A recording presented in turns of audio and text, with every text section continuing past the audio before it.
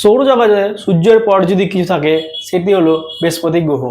এই গ্রহ যেটি মহাযান্ত্রিক শক্তি, রোমাঞ্চ ও অপার ভাণ্ডার এর মধ্যে রয়েছে। সৌরজগতের এই বৃহস্পতি গ্রহটি এতটাই বড় যে প্রায় 13,000 পৃথিবী অনায়াসে এঁটে যাবে এর মধ্যে। কিন্তু আশ্চর্যের বিষয় হলো এই বৃহস্পতি গ্রহের কোনো কঠিন পৃষ্ঠ নেই পৃথিবীর মতন।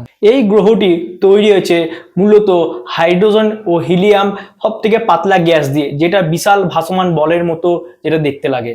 আর এই গ্রহের মধ্যে অনবরত চলেছে মহাঝড়, যা দ্য গ্রেট রেড স্পট নামে পরিচিত।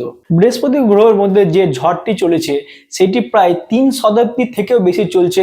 আর এই ঝড়টি সামান্য যে আমাদের পৃথিবীতে যে ঝড়গুলি হয় সেগুলোর মধ্যে না, এ যেন মহাকাশের এক প্রবল ঘূর্ণিঝড়। বৃহস্পতি শুধু একটি ছোট গ্রহ নয়, এটি একটি ছোটখাটো সৌরজগৎ বলা যেতে পারে।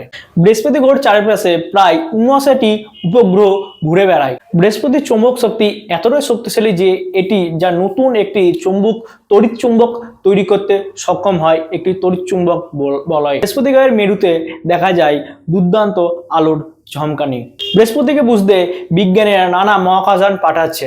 নাসা জুনো এই মিশনে চারপাশে ঘুরে বেড়াচ্ছে এর কক্ষে ও পাঠাচ্ছে বিস্তারিত সব নানান তথ্য, যা হয়তো আমাদের নিয়ে যেতে পারে এই গ্রহের গভীরে, কিংবা আমাদের নিজেদের গ্রহ বুঝতে সাহায্য করবে আরো এক ধাপ।